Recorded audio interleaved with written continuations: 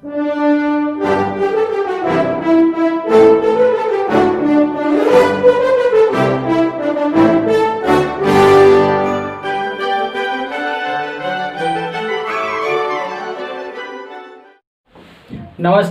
मैं गौतम कुमार सिंह आरती excellence YouTube channel पर आपका वेलकम करता हूं। देखिएगा, आज हम लोग पढ़ेंगे ब्रीथ, जो अपने किताब का जो चैप्टर है एक्सरसाइज जो है 10.1 भी है और एक्सरसाइज 10.2 भी है। ब्रीथ के अंतर्गत 2 चैप्टर हम लोग के बुक में लिखा गया है और इन दोनों चैप्टर को हम लोग सारे क्वेश्चन बनाएंगे। लेकिन उसके पहले छोटी सी एक बात है, ब्रीथ जो चैप्टर का नाम है, तो सबसे पहले हम लोग ब्रीथ के बारे में समझ लेते हैं। आखिर ब्रीथ है क्या, ब्रीथ में क्या क्या चीज़ें हो सकती हैं, इन सारी बातों को समझ लेते हैं। तो देखिए, ये रहा ब्रीथ, ये जो है ब्रीथ कहलाता है।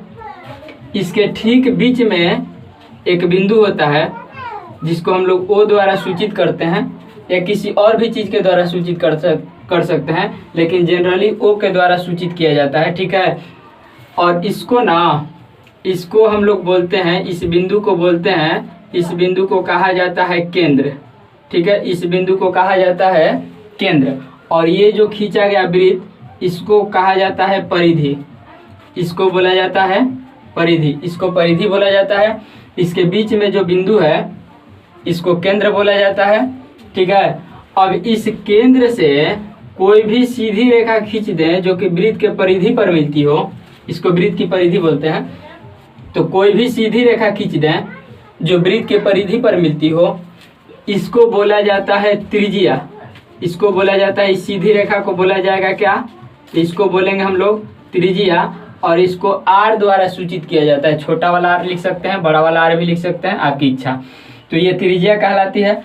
अब देखिए, अब इस त्रिज्या को यदि और एक त्रिज्या इधर बढ़ा दे सीधे, ठीक है, यहाँ से यहाँ तक, यहाँ से यहाँ तक, इसका नाम यदि ए रखें, इसका नाम यदि ए रखें, तो हम लोग कह सकते हैं कि ए ओ जो है वह क्या है, तो वह त्रिज्या है। ए ओ जो है क्या है, त्रिज्या है। और इसको सूचित करेंगे कहाँ से, आर से सूचित करेंगे, इसको आर से सूचित करेंगे। ओ से लेकर के ए तक त्रिज्या है, इसको आर से सूचित करेंगे। ओ जो है वह केंद्र है, ठीक है। ओ जो है वह क्या है, केंद्र है।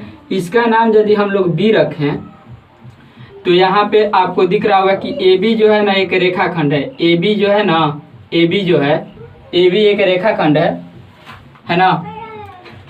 और यह ऐसी रेखाखंड है जो कहाँ से होकर के गुजरती है, केंद्र से होकर के। देखिए, ये ए बी एक रेखाखंड है जो यह केंद्र है, केंद्र से होकर के गुजरती है।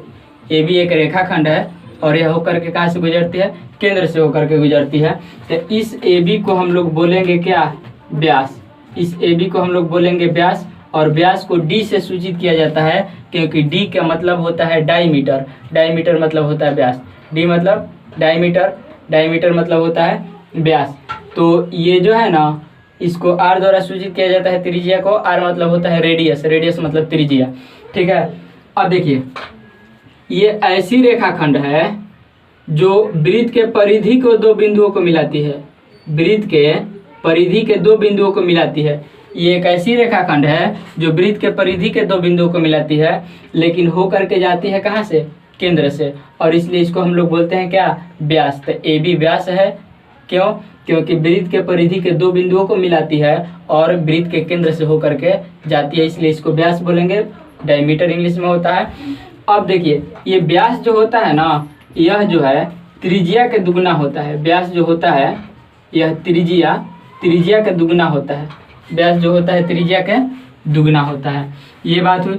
अब देखिए, एक यहाँ पे हमने रेखाखंड खींचा, एक यहाँ पे हमने रेखाखंड खींचा। ये जो रेखाखंड है ना, ये भी ब्रीथ के परिधि पर के 2 बिंदु को मिला रहा है। इसको हम पी नाम रख दें, इसको क्यों रख दें, तो ये भी ब्रीथ के परिधि पर के 2 बिंदु को मिला रहा है, लेकिन यह जो है ना केंद्र से होकर के नहीं गुजर रहा है। यह भी ब्रीथ के परिधि के 2 बिंदु को मिला रहा है, लेकिन यह केंद्र से होकर के नहीं गुजर रहा है, इसलिए इसको हम लोग व्यास नहीं बोलेंगे। इसको क्या बोलेंगे, इसको हम लोग बोलेंगे जीवा, इसको हम लोग बोलेंगे जीवा, ठीक है। तो ये कहलाएगा जीवा।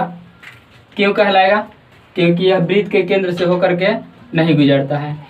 ये जो व्यास आपको दिख रहा है ना, ये बी, यह व्यास भी एक प्रकार का क्या है, जीवा है। यह व्यास भी एक प्रकार का जीवा है। क्यों जीवा है? क्योंकि जीवा का परिभाषा होता है कि वृत्त के परिधि पर के किसी भी दो बिंदु को मिलाने वाला रेखाखंड जीवा कहलाता है। तो ये जो व्यास है ना, इहो वृत्त के परिधि पर के दो बिंदु को क्या कर रहा है, मिला रहा है, इसलिए ये भी क्या कहलाएगा, जीवा कहलाएगा। लेकिन केंद्र से होकर के गुजरने के कारण इसका एक और नाम दिया जाता है व्यास, और यह केंद्र से होकर के गुजरता नहीं है, इसलिए इसको व्यास नहीं कहा जाता है। और बात आपको ये ध्यान रखना होगा कि ये जो व्यास होता है वृत्त का सबसे बड़ा जीवा होता है। ये जो व्यास होता है वृत्त का सबसे बड़ा जीवा होता है। यदि पूछी जाए आपसे कि वृत्त के सबसे बड़ा जीवा कौन होता है, तो व्यास होता है। व्यास भी एक जीवा है, लेकिन अंतर इतने है कि व्यास जो है वृत्त के केंद्र से होकर के गुजरता है। ये भी एक जीवा है, लेकिन यह केंद्र से होकर के नहीं गुजरता है, और इसलिए इसको हम लोग व्यास नहीं कह सकते हैं। अब इसके बाद और कुछ बातें हैं, इसको भी ध्यान में रख लें। देखिए, यदि कोई रेखाखंड हम लोग यहाँ से खींच दे, इस तरह से कोई रेखाखंड खींची जाए, मान लीजिए कि इसका नाम एस और टी रख दिए, तो ये जो रेखाखंड है इस वृत्त को टच करके निकलता है, छू करके निकल रहा है। तो इसलिए इस रेखा को हम लोग बोलेंगे स्पर्श रेखा। ठीक है, इस रेखा को हम लोग क्या कहेंगे, स्पर्श रेखा कहेंगे। क्यों? क्योंकि वृत्त को ना स्पर्श करके निकल रही है, इस वृत्त को स्पर्श करके, छू करके निकल रही है, इसलिए इसको क्या बोलेंगे, स्पर्श रेखा बोलेंगे। और ये जो है ना वृत्त को सिर्फ और सिर्फ एक ही जगह पे स्पर्श करती है, यहाँ पे। तो इस बिंदु को, ये जहाँ पर स्पर्श की, इसका नाम यदि मान लीजिए कि हम लोग कुछ रख दें, एम रख दें, तो ये जिस बिंदु पर स्पर्श की है, इस बिंदु को हम लोग बोलेंगे स्पर्श बिंदु। इस बिंदु को हम लोग बोलेंगे स्पर्श बिंदु। बातें आई समझ में? यानी कि कोई भी स्पर्श रेखा, कोई एक स्पर्श रेखा वृत्त के एक ही बिंदु पर स्पर्श करती है। वृत्त के एक स्पर्श रेखा वृत्त के एक ही बिंदु पर स्पर्श करती है। अब यदि आपसे ये बात पूछी जाए कि एक वृत्त में स्पर्श रेखा कितनी खींची जा सकती है, तो एक वृत्त में बहुत सारे स्पर्श रेखा खींचे जा सकते हैं। एक यहाँ पे बिंदु खींचा गया, देखिए, एक यहाँ से भी हम लोग स्पर्श रेखा इस तरह से खींच सकते थे, तो यहाँ पे स्पर्श बिंदु हो जाती, यहाँ भी खींच सकते हैं। मतलब अनगिनत स्पर्श रेखाओं खींच सकते हैं, काहे कि एक वृत्त जो है अनगिनत बिंदुओं से मिल करके बना होता है, इसलिए अनेक स्पर्श रेखाएं हम लोग खींच सकते हैं। और तीसरी बात जो है वो ये है कि यदि मान लीजिए कि हम लोग एक रेखा यहाँ से खींच दें, यहाँ से, ठीक है, इस रेखा को यहाँ से हमने यदि कोई रेखा खींच दिया, इसका नाम यदि हमने रख दिया मान लीजिए कि एल, तो ये जो रेखाखंड है ये कहलाएगा प्रतिच्छेदी रेखा। ये कहलाएगा प्रतिच्छेदी रेखा। क्यों? क्योंकि यह जो है ना, देखिए, ये वृत्त है, ये तो वृत्त को टच करके नहीं निकल रही है, वृत्त को प्रतिच्छेद करके निकल रही है, वृत्त को काट करके निकल रही है, और इसलिए इस रेखा को कहेंगे वृत्त की प्रतिच्छेदी रेखा है। ठीक है, इस रेखा को क्या बोलेंगे, वृत्त की प्रतिच्छेद रेखा बोलेंगे। तो इतनी सारा बात ध्यान में रखेंगे तो ये चैप्टर जो है आसानी से बन जाएगा। देखिए, अब एक्सरसाइज 10.1 में हम लोग प्रवेश कर रहे हैं। इसमें है क्या ना कि क्वेश्चन नंबर पहले का जो है, आप देखिएगा, आपके पास बुक होगा, बुक में लिखा गया, किताब में क्वेश्चन लिखा गया है कि एक वृत्त की कितनी स्पर्श रेखाएं हो सकती हैं। मतलब क्वेश्चन ये पूछा है कि एक वृत्त है हमारे पास, कोई एक वृत्त है हमारे पास, ठीक है। तो बोला क्वेश्चन में ये रहा कि इस वृत्त में कितनी स्पर्श रेखाएं हम लोग खींच सकते हैं, कितनी स्पर्श रेखाएं को खींची जा सकती है। तो अभी हमने आपको फोटो में समझाया था कि वृत्त में, कोई भी वृत्त जो होता है अनगिनत बिंदुओं से बना होता है। मतलब उसमें बिंदु जो है ना अनगिनत होते हैं, और उस अनगिनत बिंदुओं से अनेक स्पर्श रेखाएं खींची जा सकती है। जैसे यहाँ पे एक बिंदु है तो यहाँ से इस तरह से स्पर्श रेखा खींच सकते हैं। एक यहाँ पे बिंदु है तो यहाँ से इस तरह से स्पर्श रेखा खींच सकते हैं। एक यहाँ पे बिंदु है तो यहाँ पे इस तरह से स्पर्श रेखा खींच सकते हैं। यहाँ पे कोई बिंदु है, स्पर्श रेखा खींच सकते हैं। मतलब कोई भी वृत्त जो है ना अनगिनत बिंदुओं के समूह से बना हुआ है, ठीक है, अनगिनत बिंदुओं के समूह से बना होता है, और इसलिए स्पर्श रेखाओं की संख्या भी क्या हो सकती है, अनगिनत हो सकते हैं। क्यों? क्योंकि एक बिंदु से एक स्पर्श रेखा खींची जा सकती है, और जब इसमें बिंदुएं अनेक हैं तो स्पर्श रेखाएं भी क्या हो जाएंगी? अनेक हो जाएंगी। यानी कहने का मतलब यह है कि हम लोग का जो आंसर होगा, आंसर में लिख सकते हैं हम लोग कि अनंत अनंत अनंत अनंत स्पर्श रेखाएं खींची जा सकती हैं। अनंत स्पर्श रेखाएं, अनंत स्पर्श रेखाएं खींची जा सकती है। अनंत स्पर्श रेखाएं खींची जा सकती है, ये हो जाएगा हम लोग का क्या? आंसर। मतलब किसी वृत्त के, किसी एक वृत्त से अनंत स्पर्श रेखाएं उस पर खींची जा सकती है। ये बात आपको ध्यान रखना है। देखिए हर्षिकार दीर्घिकार में गलती होगा तो उसको ध्यान मत रखना है, ठीक है। आप क्वेश्चन समझिएगा, क्वेश्चन क्या है, आंसर क्या है। हर्षिकार दीर्घिकार को मत मिलाइएगा, अपने से आप सुधारिएगा उसको, ठीक है। तो एक वृत्त से अनंत स्पर्श रेखाएं खींची जा सकती है, ये पहला सवाल था। दूसरा सवाल ये कह रहा है, दूसरा सवाल में ये बोला गया है कि आपको रिक्त स्थान की पूर्ति करनी है। क्वेश्चन में पूछा है कि रिक्त स्थान की पूर्ति करें, तो रिक्त स्थान की पूर्ति करें तो बिल्कुल आसान सा सवाल है। क्वेश्चन नंबर दूसरा का जो पहला होगा, देखिए दूसरा का क्वेश्चन नंबर दूसरा का जो पहला बात है, पहला में लिखा गया है कि किसी वृत्त को स्पर्श रेखा उसे कितने बिंदुओं पर प्रतिच्छेद करती है। तो किसी वृत्त की स्पर्श रेखा जो है ना, सिर्फ उसको एक ही बिंदु पर प्रतिच्छेद करती है। स्पर्श रेखा जो है किसी वृत्त की, वह उसे कितने बिंदुओं पर प्रतिच्छेद करती है। तो किसी वृत्त की स्पर्श रेखा जो है उसको एक ही बिंदु पर प्रतिच्छेद करती है, ये बात आप ध्यान रखेंगे। तो एक बिंदु, जैसा कि फोटो में हम लोग बनाए थे, आपको याद होगा कि ये वृत्त है, तो यदि एक स्पर्श रेखा खींचे तो एक स्पर्श रेखा एक के बिंदु से न खींची जा सकती है, तो एक हो जाएगा इसका आंसर। इसके बाद क्वेश्चन नंबर जो इसका दूसरा लिखा गया है, तो दूसरे का क्वेश्चन में पूछा गया है कि वृत्त को दो बिंदुओं पर प्रतिच्छेद करने वाली रेखा को क्या कहेंगे, ठीक है। वृत्त को दो बिंदुओं पर प्रतिच्छेद करने वाली रेखा को क्या कहेंगे, तो ये बात आपको ध्यान रखना है। वृत्त के दो बिंदुओं को प्रतिच्छेद करने वाली रेखा, जैसे कि मान लीजिए कि ये वृत्त है, तो एक ये रेखा हमने यदि खींच दिया, तो ये जो रेखा है ना, वृत्त के एक इस बिंदु पर और एक इस बिंदु पर, दो बिंदु पर प्रतिच्छेद कर रही है, ठीक है। ये एक रेखा है जो कि वृत्त को दो बिंदु पर प्रतिच्छेद कर रही है। तो वृत्त के दो बिंदु पर प्रतिच्छेद करने वाली रेखा को प्रतिच्छेदी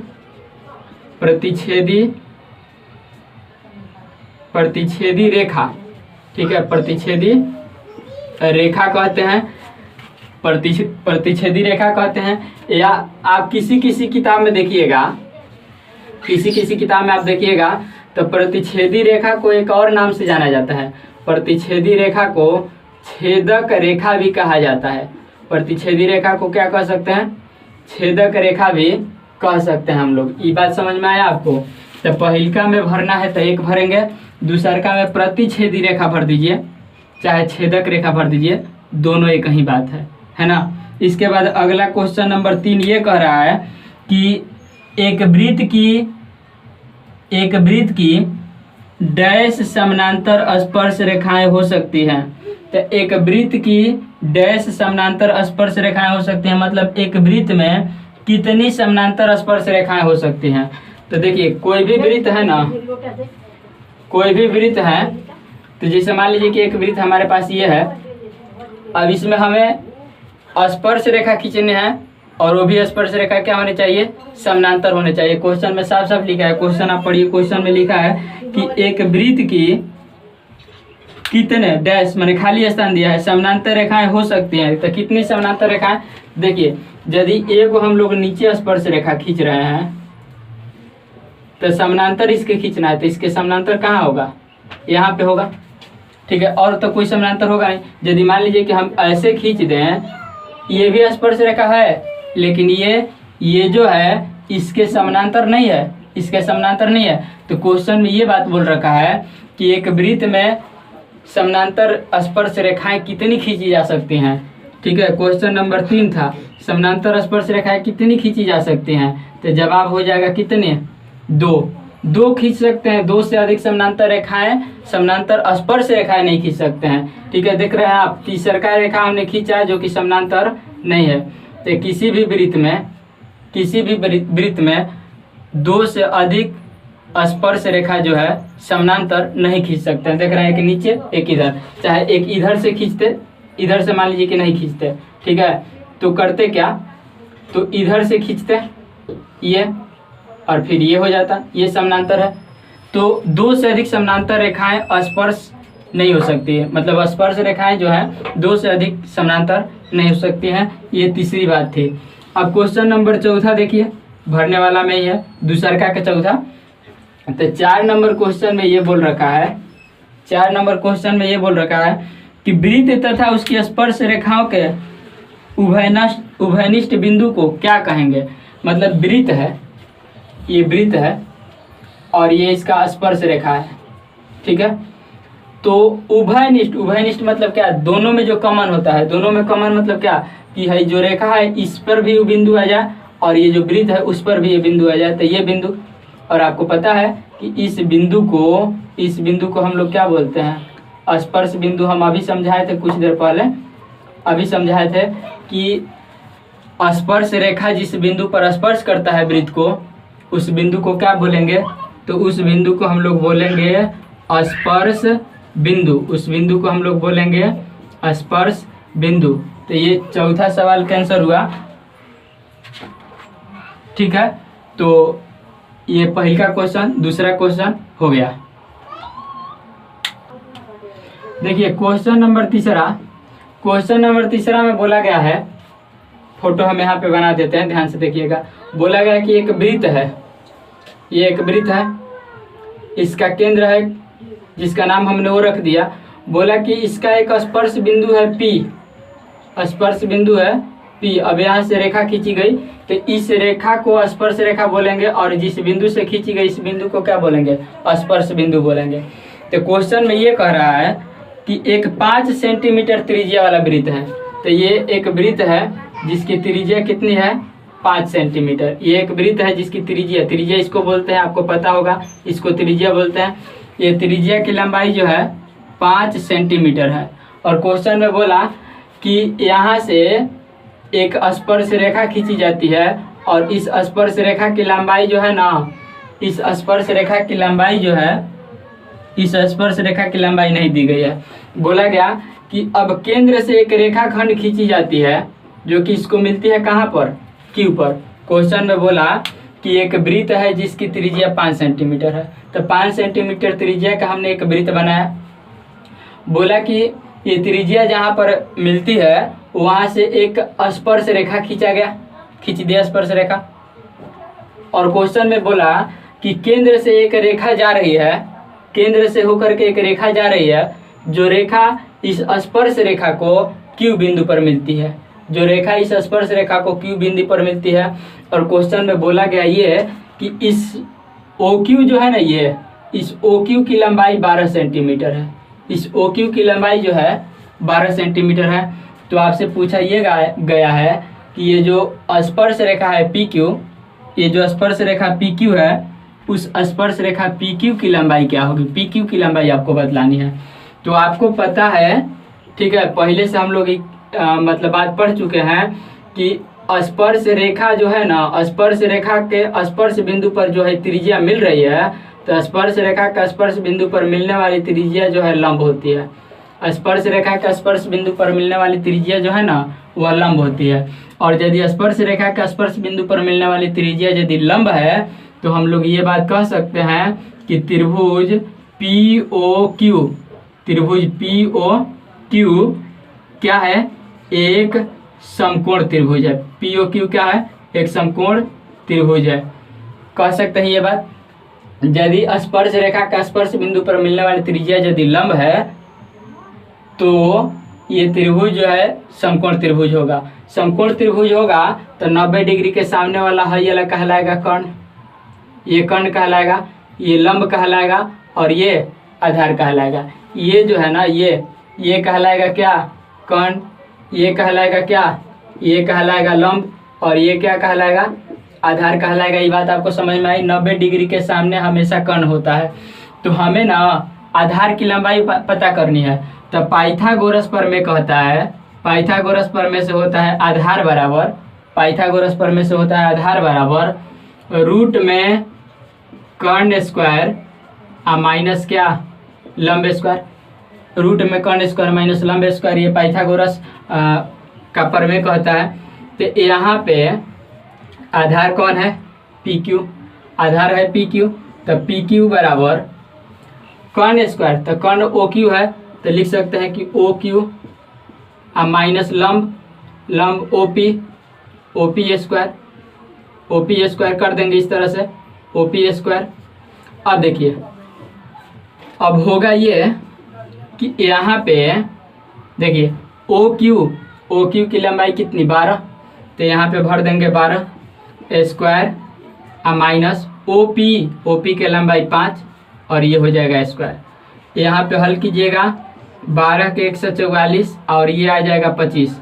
इसको घटाइएगा तो ये रूट में आएगा 119, रूट में आएगा 119, और ये रूट में 119 जो है सेंटीमीटर में ही हो जाएगा, क्या आंसर हो जाएगा। रूट में 119 सेंटीमीटर ही आंसर हो जाएगा। अगला क्वेश्चन नंबर 4 देखिएगा। क्वेश्चन नंबर 4 में कुछ करना नहीं है। क्वेश्चन नंबर 4 में बोला गया है कि एक वृत्त बनाइए, तो हमने एक वृत्त इस तरह से बना दिया। आप वृत्त बनाएंगे प्रकाल की सहायता से, ठीक है। तो यहाँ पे एक वृत्त बनाया गया, क्वेश्चन में बोला गया था कि एक वृत्त बनाइए, वृत्त बनाया गया, ठीक है। इसके बाद वृत्त जब बनाएंगे तो उसका केंद्र कहीं ना कहीं होगा। उस केंद्र से किसी भी दिशा में, ऊपर चाहे इधर चाहे इधर चाहे इधर चाहे इधर, कहीं भी किसी भी दिशा में एक सीधी लाइन खींच देंगे, ठीक है। सीधी लाइन खींचने के बाद जहाँ पे इसको काट रहा है ना, यहाँ पे आप चांद की सहायता से चाहे प्रकार की सहायता से 90 डिग्री के कोण बनाएंगे, ठीक है। चांद की सहायता से या फिर प्रकार की सहायता से आप 90 डिग्री के कोण बनाएंगे। और यदि इस पे रखेंगे, इस पे यहाँ पे रखेंगे, चांद इस तरह से रखेंगे तो इधर 90 डिग्री का कोण बनेगा। चाहे चांद को इस साइड में रखेंगे तो इधर 90 डिग्री का कोण बनेगा। और वहाँ से इस लाइन को सीधे इस तरह से मिला देना है, ठीक है। ये 90 डिग्री के कोण बन गया, ठीक है। तो ये कहलाएगा स्पर्श रेखा, ये कहलाएगा स्पर्श रेखा। तो स्पर्श रेखा तो हो गई, इसका नाम हमने वो रख दिया, इसका नाम कुछ रख दिया गया पी, ठीक है। तो ये स्पर्श रेखा तो हो गई। लेकिन क्वेश्चन में बोला है कि 2 रेखाएं आपको खींचनी है, एक स्पर्श रेखा होनी चाहिए और दूसरी रेखा जो है छेदक रेखा होनी चाहिए, मतलब प्रतिच्छेदी रेखा होनी चाहिए। लेकिन एक कंडीशन ये भी लगा दिया है कि ये स्पर्श रेखा, इस स्पर्श रेखा का नाम यदि हम ए बी रखते हैं तो ये स्पर्श रेखा और जो छेदक रेखा खींचेंगे ना, वो दोनों के दोनों क्या होने चाहिए, समानांतर होने चाहिए। ये स्पर्श रेखा और जो छेदक रेखा यानी कि प्रतिच्छेदी रेखा खींचेंगे, ये दोनों रेखाएं क्या होने चाहिए, समानांतर होने चाहिए। तो अब देखिए, ये तो हो गया 90 डिग्री का कोण बनाया गया। अब इसके और इसके बीच में, इसके और इसके बीच में कहीं भी यहाँ पे यहाँ पे यहाँ पे यहाँ पे जहाँ आपकी इच्छा, कहीं भी एक पॉइंट ले लेंगे, कहीं भी एक पॉइंट ले लेंगे, ठीक है। उसका नाम कुछ रख देंगे और नाम रखने के बाद कुछ नाम इसका हमने रख दिया, मान लीजिए कि एम रख दिया। अब यहाँ पे फिर चांद रखेंगे और चांद रख के फिर इधर 90 डिग्री का कोण बनाएंगे और उसको इस तरह से खींच देंगे, ठीक है। इसका नाम मान लीजिए कि हमने रख दिया आर टी, इसका नाम हमने रख दिया क्या, आर टी। तो यहाँ पे हम लोग कह सकते हैं कि यहाँ स्पर्श रेखा जो है ना, स्पर्श रेखा जो है उसका नाम क्या हमने रख दिया है, ए पी, ए बी, इसका नाम ए बी। और जो छेदक रेखा है चाहे प्रतिच्छेदी रेखा, ठीक है, प्रतिच्छेदी रेखा जो है, तो इस प्रतिच्छेदी रेखा का जो नाम है वह नाम हमने क्या रख दिया, आर टी रख दिया, आर टी रख दिया। और यहाँ ए बी जो है ना, ए बी मतलब ये स्पर्श रेखा समानांतर है किसके, आर टी मतलब प्रतिच्छेदी रेखा के। तो यही बात बोला गया था बनाने के लिए। हमारे पास चांद नहीं था इसलिए हमने ऐसे ही खींच दिया अपने से अंदाज लगा करके। लेकिन आप चांद को रख करके 90 डिग्री बना करके तब ही खींचिएगा, ठीक है। यदि वीडियो पसंद आए तो चैनल को सब्सक्राइब करें तथा दोस्तों को शेयर करें। और कोई भी वीडियो के लिए कमेंट जरूर करें।